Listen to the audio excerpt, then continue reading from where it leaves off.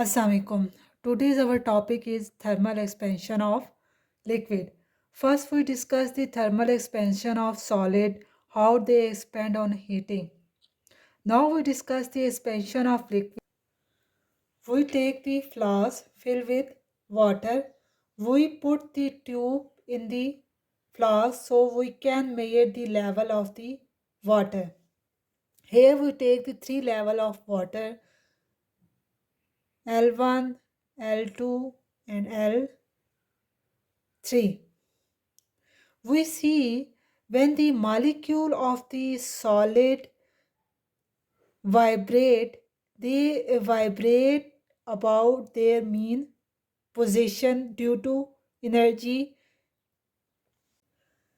Same process we see in liquid, but in liquid the amplitude of vibration is greater than the solid because bonding between the liquid molecule is less.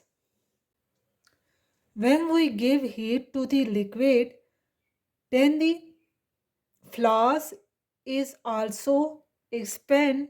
The molecule of the flask is also expand. When the flask is expand, the inner space of the flask is also increase. For example, we take one flask.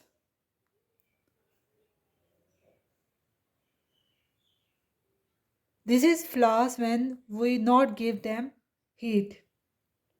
If we give them heat this flask, then the volume of the flask is increased. So when the inner space of the flask is increased, the water level inside the flask is drop. The initial level of the water before the heating is L1. When we heat up this flask, then the inner space of the flask is increased, so water level inside the flask is dropped. When the water level is dropped, the water is come from L1 to L2. So we write that the expansion of the flask is expansion of flask from L1 to L2. When the heat reach to the liquid, liquid is also expand. When the liquid is expand, the expansion is greater than the solid. So liquid actually expand from L2 to L3. So we have three type of expansion. Apparently we see the liquid expand from L1 to L3, but in actually liquid expand from L2 to L3. So apparent expansion is from L1 to L3. So we write apparent expansion L1 to L3, but in actually liquid expand from L2 to L3. Real expansion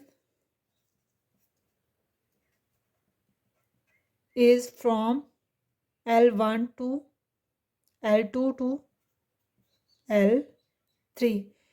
If we make the equation of these three expansion, so we can write real expansion is equal to flask expansion plus apparent expansion.